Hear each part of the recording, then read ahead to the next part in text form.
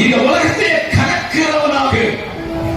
கலக்குகிறவளாக இந்த உலகத்தை அசைக்கிறவளாக மாறுபட்ட சூழலில் மாற நினைத்தால் உன்னுடைய முதல் தேவை சின்னவனா இருக்கலாம், குட்டி பையனா இருக்கலாம், நோ ப்ராப்ளம். யோவான் என்கிற மனிதன் அம்மாவுடைய வயிற்றில் இருக்கும் போதே ஆவியில் நிறைந்து துள்ளி குதித்தது உண்மை என்றால் நீயும் கேட்க முடியும். ஆனா நிறைய பேரு ஆண்டவருடைய சத்தத்தை கேட்கறதுக்கு விரும்புறதில்லை. ஏன்னா அது சில நேரங்களில் டேஞ்சரா கொண்டு விட்டுருவோம். ஹலோ அங்கிள், நீங்க கேட்டிருக்கீங்களா? யாரோ கேட்கறீங்க. நான் கேட்ட எல்லாத்தையும் சொல்லாம ஒரே ஒரு தடவை கேட்டதை உனக்கு பிரயோஜனமா சொல்ல விரும்புறேன். பீகார்ல ஒரு சகோதரிக்கு வயிற்றுல பயங்கரமான வேதனை. நான் ஒண்ணு, அந்த அம்மாவுடைய கணவன் ஒண்ணு, எங்களோடு இருந்த வாட்ட சாட்டமான ஒரு சகோதரி. அவங்ககிட்ட ஒரு ஜீப் இருந்தது. அதனால நான் கொஞ்சம் ஓட்டணும், அவங்க கொஞ்சம் ஓட்டணுங்கிற கான்ட்ராக்ட்ல நாங்க அவங்களை எடுத்துக்கிட்டு 200 கிலோமீட்டர் தூரத்துல இருக்கிற ஹசாரிபாத்னு ஒரு இடம் ஜார்க்கண்ட்ல இருக்குது. அப்பொழுது பீகார்ல இருந்துச்சு. அந்த ஜார்க்கண்ட்ல இருக்கிற ஆஸ்பத்திரிக்கு, அதான் மிஷன் ஹாஸ்பிட்டல், அங்கதான் ஒழுங்கா கொஞ்சம் பாப்பாங்கன்னு சொல்லி நாங்க எடுத்துக்கொண்டு வேகமா ஓடி அவசர அவசரமா அந்த அம்மாவை கொண்டு ஆஸ்பத்திரியில கொஞ்சம் சேர்த்து அங்க அந்த டாக்டர் லேடி அவங்க செக் பண்ணி பார்த்து அவங்க வந்தாங்க. இந்த மகளுக்கு 2 மணி நேரத்துல ஆபரேஷன் பண்ணணும், இல்லைன்னா செத்து போயிடுவாங்க. அப்ப நான் அவங்கள பார்த்து சொல்றேன், டாக்டர்மா பார்த்து சொல்றேன், டாக்டர்மா 3 பிள்ளைக்கு தாய், சீக்கிரமா ஏதாவது பண்ணுங்க. அவங்க சொன்னாங்க, தம்பி நான் செய்யறதுக்கு சரிதான், ஆனா எங்க பிளட் பேங்க்ல பிளட் இல்லை. நான் படிச்சது மெக்கானிக்கல் இன்ஜினியரிங், எனக்கு நட்டு போல்ட்டு தெரியும், பிளட்னா என்னன்னு ஜாஸ்தி தெரியாது. ஆஸ்பத்திரிக்கு போனதே இல்லை. அவங்க கேட்ட உடனே நான் சொன்னேன், சீக்கிரம் எப்படியாவது. அவங்க கேட்டாங்க, 3 பேர் இருக்கீங்கல்ல, நீங்க ரத்தம் கொடுத்தா ஒருவேளை நான் பண்ண முடியும்னு சொன்னாங்க. இப்ப அந்த அம்மா உயிருக்கு போராடி கொண்டிருக்குது. இப்ப நாங்க 3 பேர் நிக்கிறோம். கணவன் அவர் அன்னைக்கே நின்று சொல்லிக்க, வாழ்விலும் தாழ்விலும் சுகத்திலும் துக்கத்திலும் கூட இருப்பேன்னு சொல்லிக்கார். அவர் சரிட்டார். என் கூட வந்திருந்த சகோதரி, வாட்ட சாட்டமான சகோதரி, ஒரு பாட்டில் 7 பாட்டில் கொடுக்கலாம்.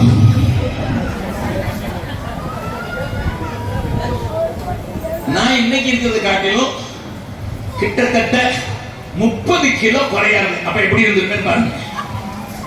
தமிழுக்கு நோஞ்சானா இருந்தேன். தம்பி நீங்க என்ன டாக்டர் அம்மா என்னைய பார்த்து கேட்குது. எனக்கு மனசுக்குள்ளே வருது, நம்ம ஒரு பாட்டில் கொடுத்தா நமக்கு 4 பாட்டில் யார் கொடுக்குறது? இந்த போராட்டத்தில் நான் பார்த்து நின்று அப்படியே சொன்னேன். ஆனாலும் வேகம் தூக்கி அன்பை குறித்து பேசுறேனே, நான் எப்படி இல்லைன்னு சொல்லுவேன்னு சொல்லிட்டு சரின்னு சொல்லியாச்சு.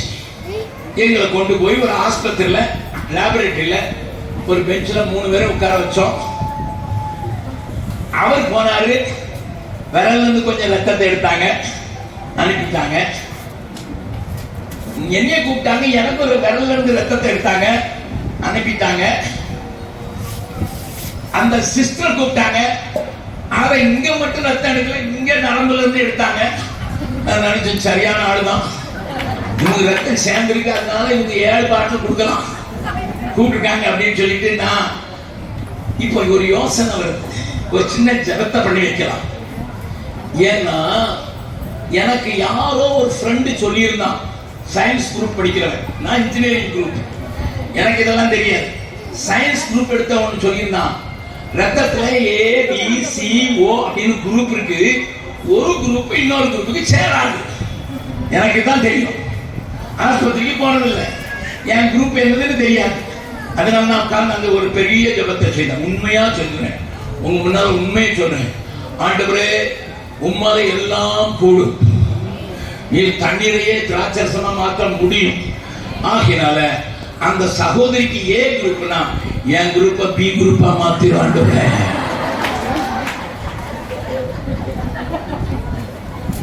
உண்மையான ஜபம். நான் முடியலன்னு சொல்றது என்ன?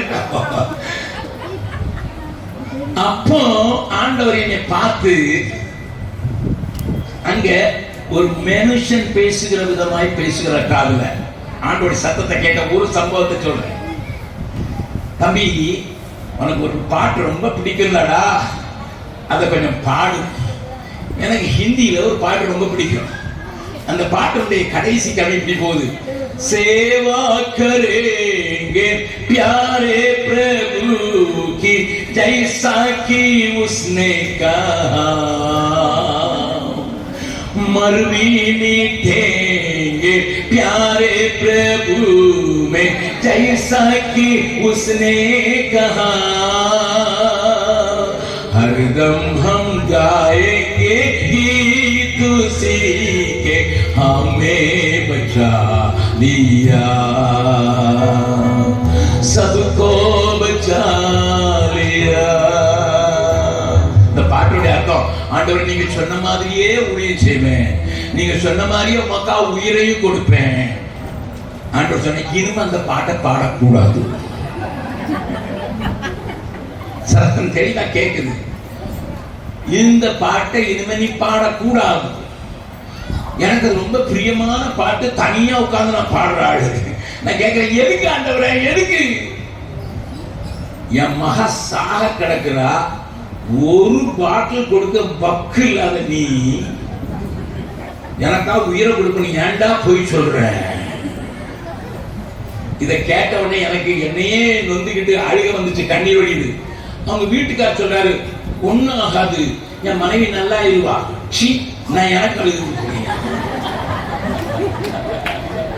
உங்க பெஞ்சாலிக்கு நீராடும், எனக்காக நான் அழுதுகிட்டு இருக்கேன்னு சொன்னதுதான் நான் என் ஜபத்தை மாத்தினேன். ஆண்டவரை, இவங்க 2 பேரும் குரூப்பும் சரியில்லைனாலும் என் குரூப்பை மாத்துன்னுட்டு இதுக்குள்ள லேப் டெஸ்ட் முடிச்சு கொண்டு வந்துட்டாங்க. நான் கேட்டேன், எனக்கு என்ன குரூப்? அதான் முதல் தடவை எனக்கு செக் பண்றாங்க ரத்தத்தை. மிஷினரி தான், ஆண்டர் கோப்பு தான். நான் போய் அந்த லேப் அசிஸ்டன்ட் கேட்கிறேன், என்னையா என் குரூப்? அவர் சொல்றாரு, O+, நீ யாருக்கு வேணாலும் ரத்தம் கொடுக்கலாம்.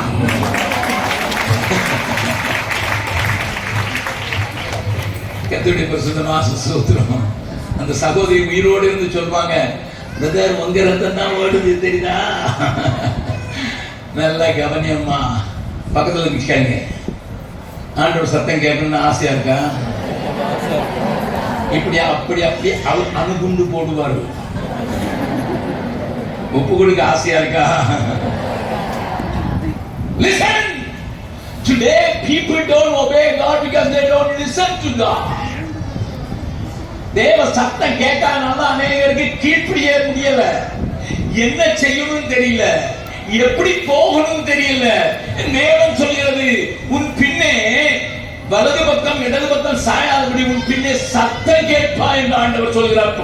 ஏசாயாவுல புதிய ஏற்பாட்டுல என் ஆடுகளின் சத்தத்தை கேட்கும் சொல்றாரு.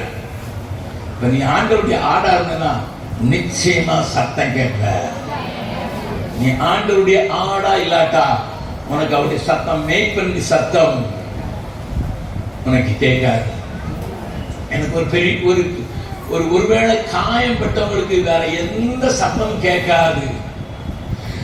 ஒருவேளை சரீரத்திலேயோ இதயத்திலேயோ காயம் பட்டவங்க உட்கார்ந்துருப்பீங்க. யாரோ சொல்றாங்க, ஆமா அங்கிள் நான் காயம் பட்டிருக்கேன், ஏன்னா காதல் தோல்வி அடைஞ்சிச்சு. கட்டுவேன் சொன்னா எங்க போனானே தெரியல. வேலை தேடி போறான்னா போனவன் போனாண்டின்னு ஆயிட்டான். காயப்பட்டு வந்திருக்கேன். அந்த காயத்துல இருந்தாலும் சரி, இல்லை யாரும் உன்னை அடிச்சு உன்னை காயப்படுத்திருந்தாலும் சொல்லி, என் ஆண்டவர் சொல்றான், என் ஆண்டவருடைய பார்த்து சொல்கிறான், என் காயம் பார்த்திடு என்றே உன் காயம் மாறிடும் என்றே, என் காயம் பார்த்திடு என்றே உன் காயம் மாறிடும் என்றே நம்பிக்கையோடு வந்தார். துணையாக வருவேனே என்னை நம்பிக்கையோடு நீ வந்தார். துணையாக வருவேனே என்னை பாதை தெரியாத ஆட்டை போல அலைந்தேன் உலகிலே. நல்ல மேய்ப்பனாக வந்து என்னை மீட்டீரே. நல்ல மேய்ப்பனாக வந்து என்னை மீட்டீரே. கலங்கின நீ என்னை கண்டே, பதறின நீ என்னை பார்த்தீ. கலங்கின நீ என்னை கண்டே, பதறின நீ என்னை பார்த்தீ. கல்வாரியின் நண்டை வந்தே என் தாயம் அங்கு நான் அழுதேன்.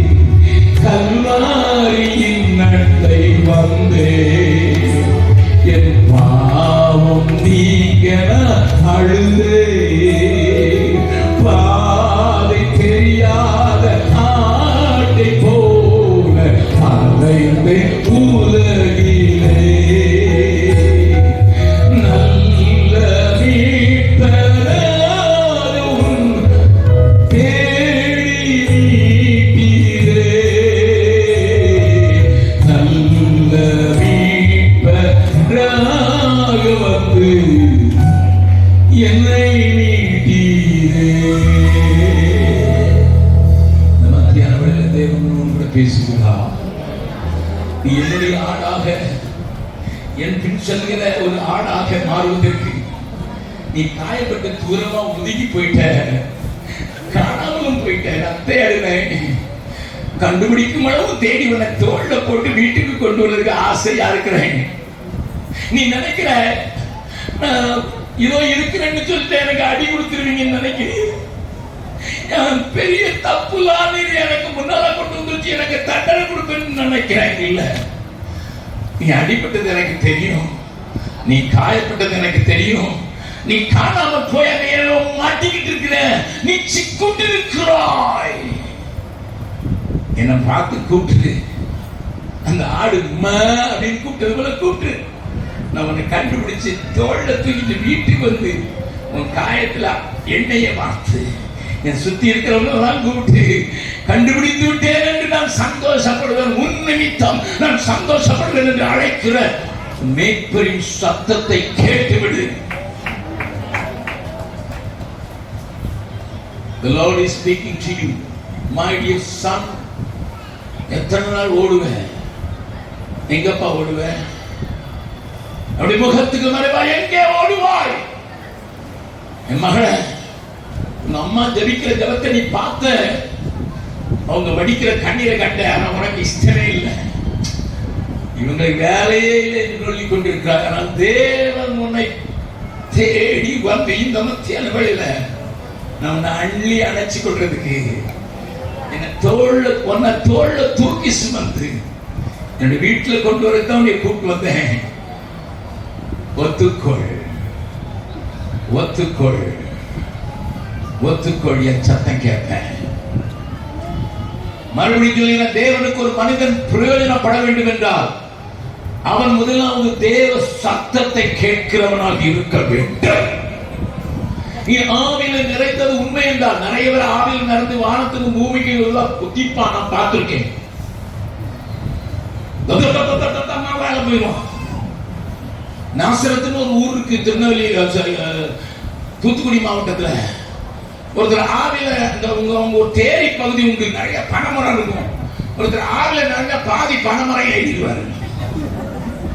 உண்மை சொல்றேன், அதுல இறங்க தெரியாது. ஃபயர் சர்வீஸ்காரங்க கூப்பிட்டு தான் இறக்கணும். இதுக்கு பேர் ஆவியில நிறையிறதா? அது பேர் மலையேறு ஆவி. சிலரை மலையேற வைக்கும், சிலரை மரம் ஏற வைக்கும். உங்க ஊர்ல நிறைய பேரை மலை ஏற வைக்கும். ஹலோ, சபைக்குள்ள இருக்கிறான் எந்த கோசம் இது பிறந்த குஸ்தி தான். அந்த குஸ்தி நடத்துறான் அவைகளை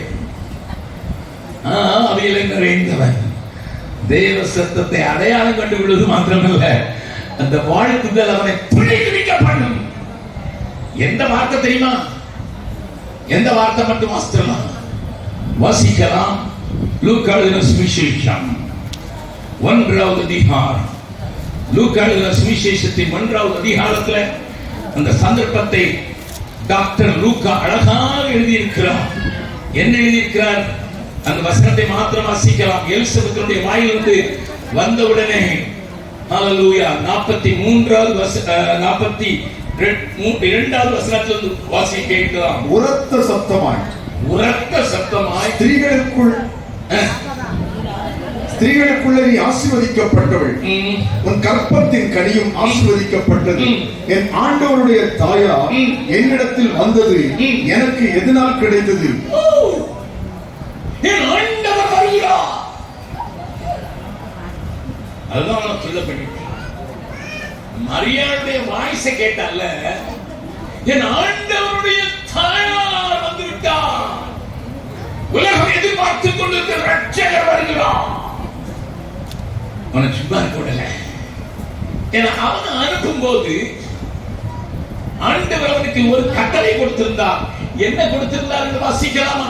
யோவான் எழுதின சுவிசேஷம் 1வது அதிகாரம். யோவான் எழுதின சுவிசேஷத்திலே 1வது அதிகாரத்திலே யோவானே தன்னுடைய அனுபவத்தை சொல்லுகிற அந்த வசனத்தை கொஞ்சம் பார்க்கலாம். யோவான் 1வது அதிகாரம் 33வது வசனத்தை வாசிக்கலாம். நானும் இவரை அறியாதிருந்தேன், ஆனாலும் ஜனத்தினால் ஞானஸ்நானம் கொடுக்கும்படி என்னை அனுப்பினவர் ஆவியானவர் இறங்கி யார் மேல் தங்குவதை நீ காண்பாயோ அவரே பரிசுத்த ஆவியினால் ஞானஸ்நானம் கொடுக்கிறவர் என்று எனக்கு சொல்லி இருந்தார். ஆமா, என்ன அனுப்பும் போதே சொல்லிட்டாரு. ஏன்னா வனாந்திரத்துல தான் இருந்தேன், எனக்கு மாற்று ஆடைகள்லாம் கிடையாது, ஒரே ட்ரெஸ்ஸே வாழ்ந்தேன். ஹலோ, என்ன ஒருபடியா பாக்குறீங்க?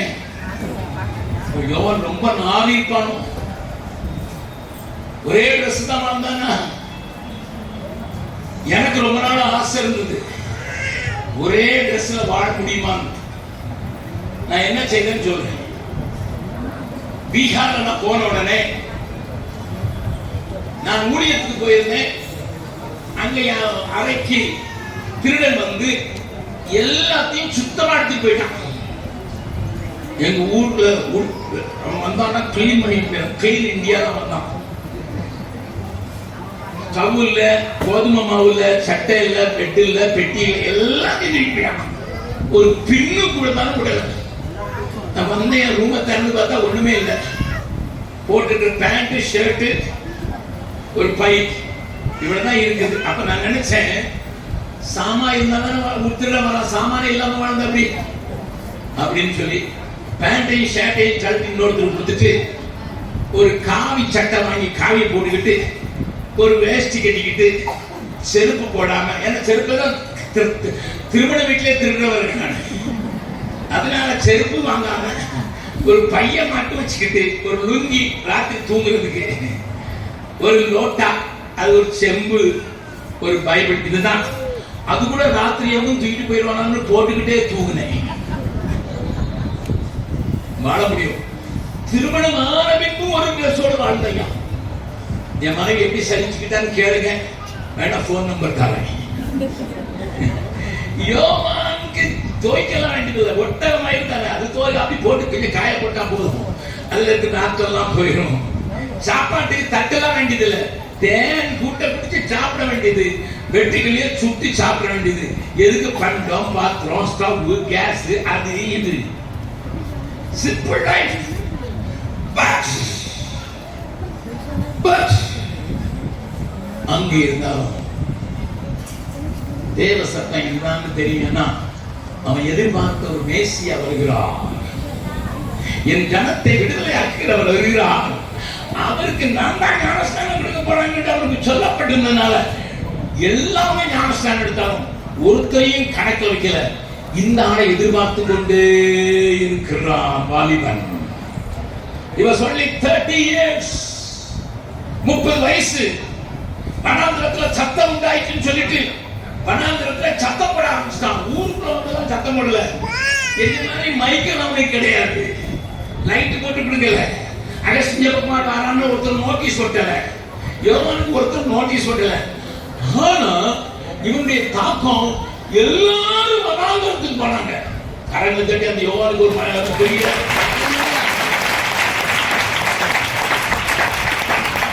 இப்ப பக்கத்துல இருக்க கையை சொல்லுங்க, ஒழுங்கான அபிஷேகம் மேல இருந்ததுன்னா நீ ஆட்களை ஈர்க்கிறவனாக மாற்றுவார். சிலரை பார்த்திருக்கீங்களா, அபிஷேகத்தில் அடிச்சா எல்லாம் விலகிடுவான், எங்க அடிப்பான்னு தெரியல.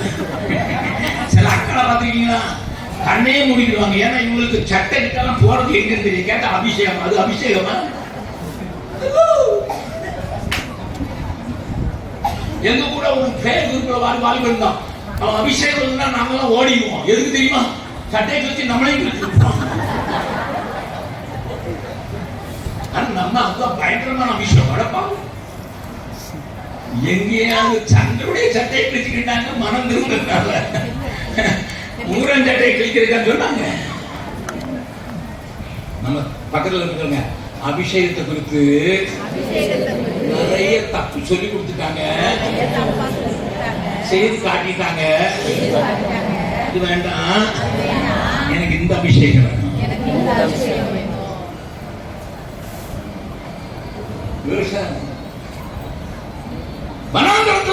எல்லாரும் எப்படிப்பட்ட ஆட்கள் இருந்தாங்கன்னு காட்டி கொடுக்கட்டுமா?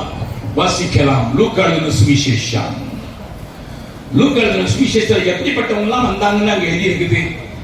3வது அதிகாரத்துல நாம் பார்க்க முடியும். சாதாரணமெல்லாம் பிரசங்கம் பண்ண மாட்டான். 7வது வசனத்துல அவன் பிரசங்கத்தின் லாங்குவேஜ் பாருங்க. அவன் தன்னிடத்தில் ஞானஸ்நானம் பெறும்படி புறப்பட்டு வந்த திரளான ஜனங்களை நோக்கி, ஓஹோ, திரளான பெரிய கூட்டமே வந்துச்சு. விரியன் பாம்பு குட்டிகளே, வீட்டுக்கு வர்றவரை எப்படி வரவேற்கலாம் பாத்தீங்களா? வரும்போது விரியன் பாம்பு குட்டிகளே, எவனாலும் வருமானா?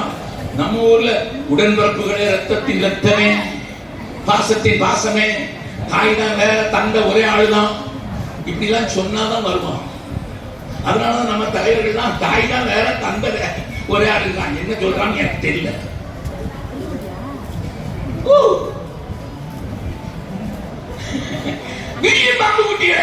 சரி, வரும் கோபத்துக்கு தப்பித்துக் கொள்ள உங்களுக்கு வகை காட்டினவன் யார்? அது நீங்க வீட்டுல போய் படிச்சீங்க. இப்ப பார்க்கலாம், இன்னொரு வசனத்தை பார்க்கலாம், யாரெல்லாம் வந்தாங்கன்னு பார்க்கலாம். பாருங்க 10வது வசனம். அப்பொழுது ஜனங்கள் அவனை நோக்கி, அப்படியானால் நாங்கள் என்ன செய்ய வேண்டும் என்று கேட்டார்கள். கோடு போடுற பழக்கம்னா ஜனங்கள், அதுக்கு கீழே மட்டும் கோடு போடுவீங்க. ஆம், அதாவது மொத்தமான ஜெனரல் பப்ளிக் வந்துச்சு. இவன் வருவான். ஏன்னா நம்ம ஊர்ல சொல்லுவாங்க ஒரு பழமொழி, பைத்தியத்தை சுத்தி கூட 10 பேர் இருப்பான். ரோட்ல ஒருத்தன் கொஞ்சம் பைத்தியக்காரன் அன்னைக்கு போட்டு பின்னால ஒரு 20 பேருக்கு போவான். என்னதான் இவன் யாருடான்னு சொல்றதுக்காக போவான்.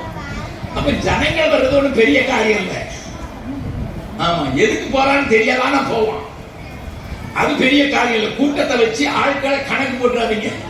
அடுத்தது ஆயக்காரர். 12வது வசனம். ஆயக்காரர். என்னன்னா ஆயக்காரர் ரொம்ப அழகான லாங்குவேஜ் போட்டிருக்குது.